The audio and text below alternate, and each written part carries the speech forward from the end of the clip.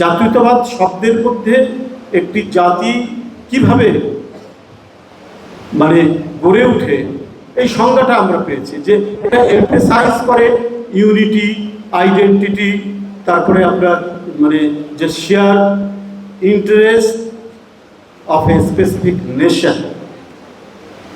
তো এটা হচ্ছে জাতীয়তাবাদের একটা সংজ্ঞা দিয়েছে। কিন্তু রবীন্দ্রনাথ ঠাকুর এটার তার যে জাতীয়তাবাদ যে প্রবন্ধ, নেশন যে প্রবন্ধ, তার মধ্যে তিনি ক্রিটিসাইজ করেছেন যে আমি ওয়েস্টার্ন জাতীয়তাবাদ এটার আমি সমালোচনা করি, কিন্তু এর মধ্যে একটা ন্যারোনেস আছে, একটা সংকীর্ণতা আছে, এর মধ্যে একটি সেলফিশ ভাব আছে, স্বার্থপরতা আছে। আবার ওপেন ন্যাশনালিজম, যে আমি আমারটা নিয়ে অহংকার করি কিন্তু অন্য জাতি তার যে নিজস্ব অহংকার সেটাকে রেসপেক্ট করি, এটা হচ্ছে ওপেন ন্যাশনালিজম। জিয়াউর রহমান সেই ওপেন ন্যাশনালিজমটা ক্রিয়েট করেছে। সে ওপেন ন্যাশনালিজমটা কি দিয়ে তিনি ক্রিয়েট করলেন? এর সাথে নিয়ে আসলেন ডেমোক্রেসি।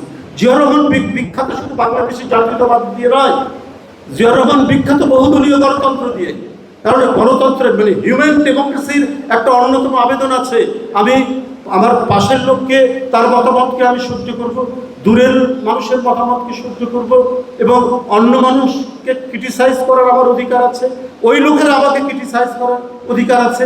এইভাবে ওপেননেস তৈরি হয়, এইভাবে উদারতা তৈরি হয়।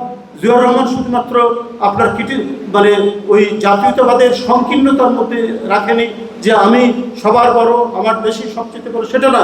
তিনি এর মধ্যে ডেমোক্রেসি দিয়ে আপনার কি বলে যে একটা হিউম্যান ডেমোক্রেসি দিয়ে জাতীয়তাবাদের একটা যে উদার রূপ, সেই উদার রূপটা দিয়েছে।